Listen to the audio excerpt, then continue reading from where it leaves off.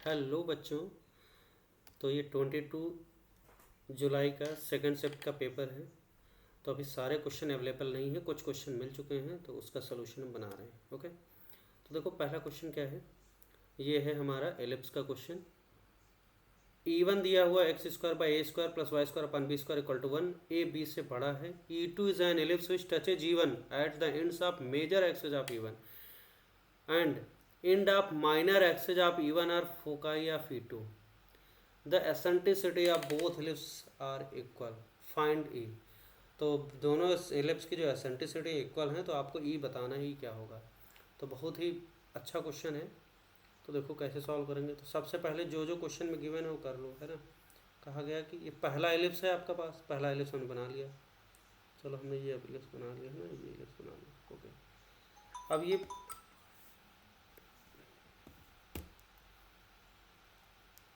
पहला एलिप्स है हमारे पास। इसके फोकस देखो यहाँ पे हम बना लेते हैं, ये ना, ये वर्टेक्स a,0 हो जाएगा, है ना। ये क्या -a,0 हो जाएगा, और ये क्या होगा 0,b हो जाएगा, और ये क्या होगा 0,-b हो जाएगा, है ना। अब जो दूसरा एलिप्स, ये इसका नाम क्या, ये ब्लू वाले का नाम E1 है, ये E1 है। और जो E2 दूसरा एलिप्स है वो कैसा होगा, वो हम बना लेते हैं। कहाँ से पास हो रहा है, देखो इसके मेजर एक्सेस के एंड पॉइंट से, है ना, टच करता है, तो कुछ ऐसा बनेगा। अब ये मेजर एक्सेस के एंड पॉइंट को टच करेगा तो कुछ इस तरीके का बनेगा। और उसके फोकस क्या है E2 के, E1 के जो आपके माइनर एक्सेस हैं ना, उनके एक्सट्रीमिटीज़ हैं ये वाले। तो एक तरीके से इसका अगर नाम रख दें तो ये एस डैश हो जाएगा। ये किसका है एस, ये जो नया वाला बनाने जा रहे हैं ये वाला, है ना। इस तरीके का कुछ ऐसा एलिप्स बनेगा। ये बन गया एलिप्स, मान लेते हैं ये बन गया। तो ये वाला इसका नाम है E2, है ना ये। अब E1 के बारे में आपको पता है, ये E1 के बारे में ये पता है।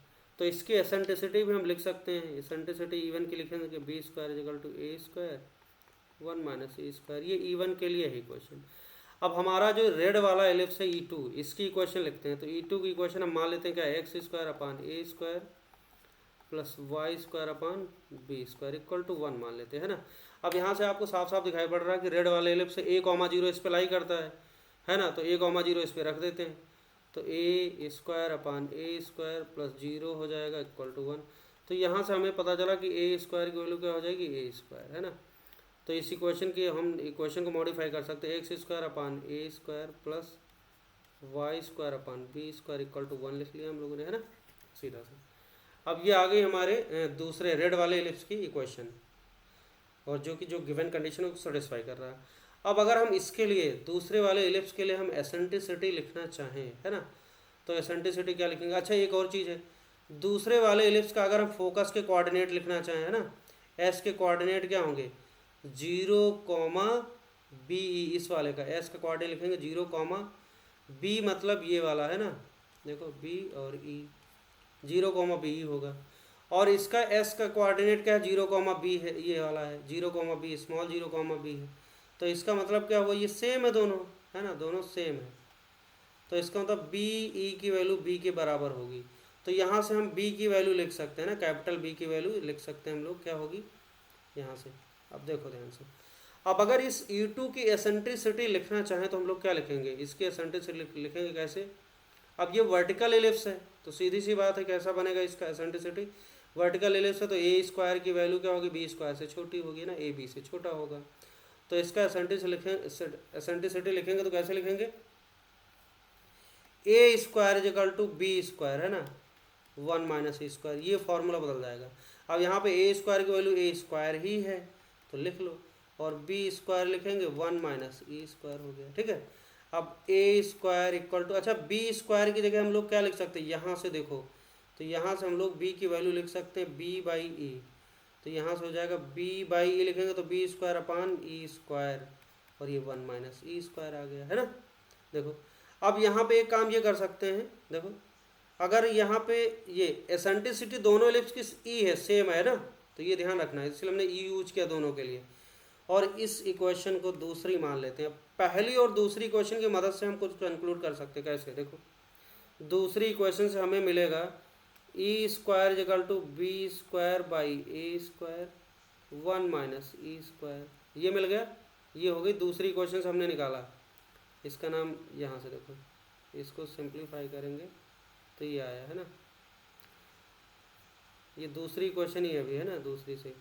अब यहाँ पे इसको देखो ध्यान से, इसको लिख सकते हैं हम b square by a square की जगह लिख सकते हैं 1 माइनस ई स्क्वायर, है ना, लिख सकते हैं, बिल्कुल लिख सकते हैं।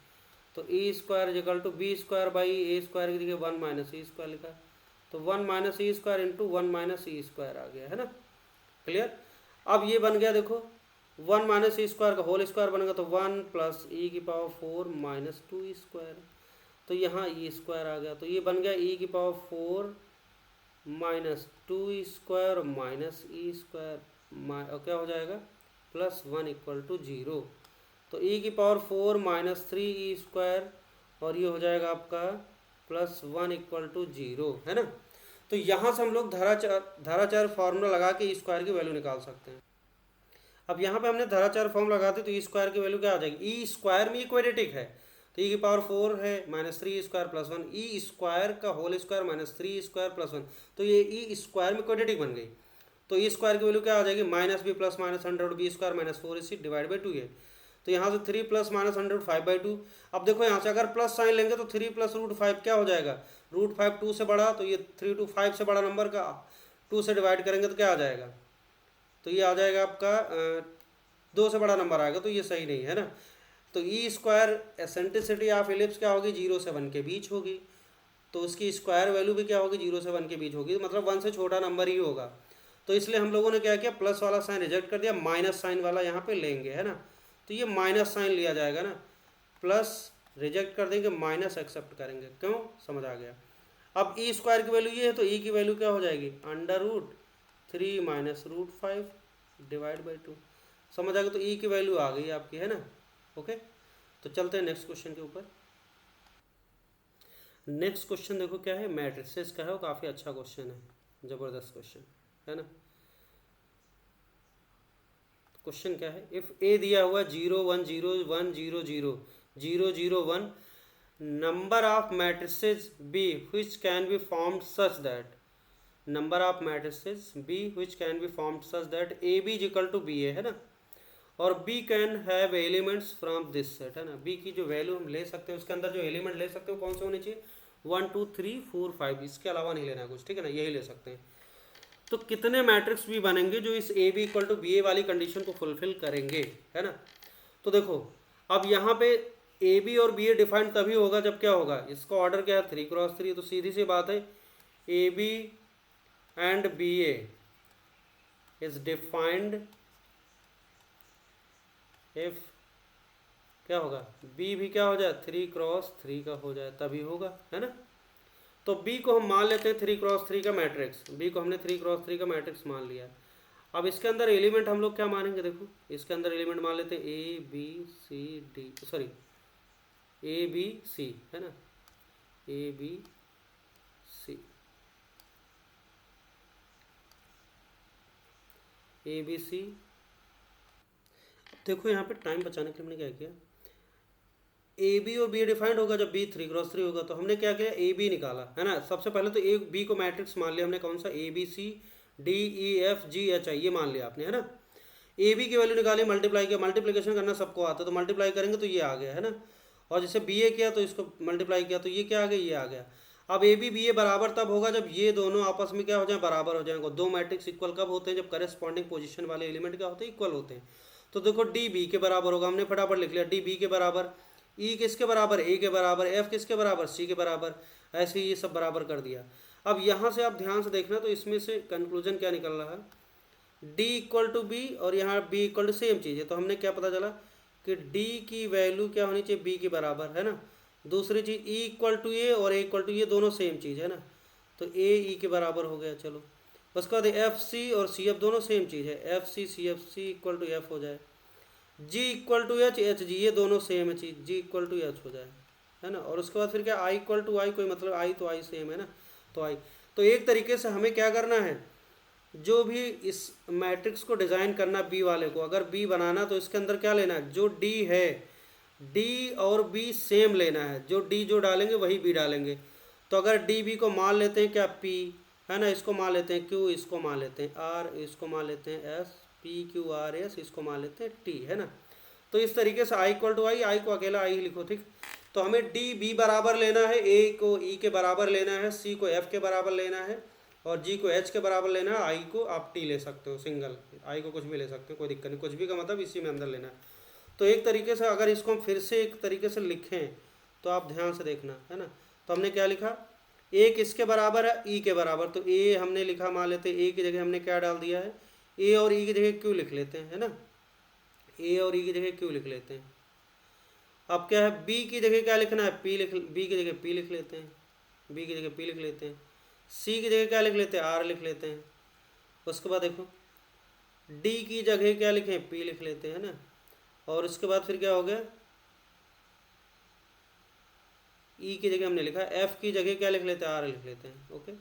और उसके बाद तीसरी जी की जगह क्या लिखें, एस, और एच की जगह क्या लिखें, जी, एच की जगह एस लिख लेते हैं ना। और आई की जगह तो क्या लिखे, आई की जगह टी हमने लिख लिया, ओके। अब ऐसे अच्छा लग रहा है, देखो क्या हो गया। अब हमारे पास मैट्रिक्स आपको ये बनाना है। अब इसमें जो पी क्यू आर सेलेक्ट करना है वो कहाँ से लेना है, यहीं से लेना है। देखो यहाँ पे पी, तो एक तरीके से कितने डिफरेंट नंबर हैं इसमें, एक तो आपको दिख रहा है 5 दिख रहा है ना, P Q R S T 5 दिख रहे हैं, और ये 5 यहीं से उठाने हैं। तो अपने क्यू के पास कितनी चॉइस है ना, क्यू के पास कितनी चॉइस है, क्यू को हम कुछ भी डाल सकते हैं यहाँ पे, क्यू क्या डाल सकते हैं 1 2 3 4 5, तो क्यू के पास कितनी चॉइस है 5 चॉइस, है ना। तो जितने डिफरेंट तरीके से हम पी क्यू आर इनकी वैल्यू पुट कर सकते हैं यहाँ पे रख सकते हैं, उतने डिफरेंट मैट्रिसेज आपको मिल जाएंगे। तो हमने क्या किया, क्यू के पास चॉइस कितनी 5 है, एंड अब पी के पास कितनी चॉइस है, ये दोनों सेम एक ही साथ भरेगा, ठीक है। पी के पास कितनी चॉइस फिर से 5 है, आर के पास कितनी चॉइस है 5 है ना, एस के पास कितनी चॉइस है 5 है, और टी के पास कितनी चॉइस है 5 है। तो क्या आ जाएगा आपका 5 की पावर 5 आ जाएगा। बात समझ आ गई। तो इसका आंसर आ जाएगा 5 की पावर 5 मैट्रिसेस बनेंगे बी, ओके। तीसरा सवाल देखो क्या है, let s n denote the sum of n terms of an a p. S 10 दिया हुआ है ना, बहुत आसान सवाल था, बस कैलकुलेटिव था थोड़ा। एस 5 दिया हुआ है और एस 20 माइनस एस 6 की वैल्यू निकालना है सीधा सा। तो एस एन सबको ए पी का सम पता है, n by two 2a plus n minus 1d। फटाफट हमने एस 10 रखा है, एस 10 की वैल्यू क्या 530, एन बाई टू मतलब 10 by two 2a plus n minus 1d। हमने क्या फर्स्ट टर्म ए मान लिया, कॉमन डिफरेंस डी मान लिया। तो इस तरीके से एक क्वेश्चन बन गई यहाँ पे। एस 5 की वैल्यू निकाला 140 दिया हुआ है, 5 by two 2a plus 4d है ना, एन माइनस 1d। तो यहाँ से ये मिल गया। अब ये पहली इक्वेशन दूसरी क्वेश्चन को सॉल्व कर लेते, 1 माइनस 2 कर दो, तो यहाँ से आ गया 5d इक्वल टू माइनस करने पे आ जाएगा डी की वैल्यू 10 आ गई, और जो डी की वैल्यू आ गई इसमें रख दो, है ना। इसमें हम दूसरी क्वेश्चन में रख दिया, तो यहाँ से ए की वैल्यू निकाल लिया 8। अब ए पता चल गया, डी पता चल गया, बस कहानी खत्म। एस 20 निकालो माइनस एस 6 है ना, एस 20 निकालो एस 6 निकालो, डिफरेंस ले लो। तो हमने डायरेक्ट कर दिया यहाँ पे, है ना। एस 20 का मतलब क्या होगा 20 by two 2a plus n minus 1d सब निकाल चुके हम लोग, है ना। 19 डी पता डी पता, फटाफट वैल्यू डाल दिया। ऐसे क्या होगा, एस 6 का मतलब 6 बाई टू 2 इंटू ए की वैल्यू डाल दी माइनस प्लस 5d। अब ये सिंप्लीफाई किया, तो ये सिंप्लीफाई होने के बाद कैलकुलेशन के बाद ये आ गया 20 60, और ये कितना आ गया 198। डिफरेंस ले लो तो 1862 आ गया, है ना, 1862। और कोई ऑप्शन अवेलेबल है, डी ऑप्शन अवेलेबल है यहाँ पे, सॉरी चौथा ऑप्शन है ना। तो ये आ जाएगा, ओके ओके। बाकी जैसे भी क्वेश्चन जैसे ही आते हैं फटाफट हम इसको अपलोड करेंगे, ठीक है। अभी के लिए इतना ही, थैंक यू।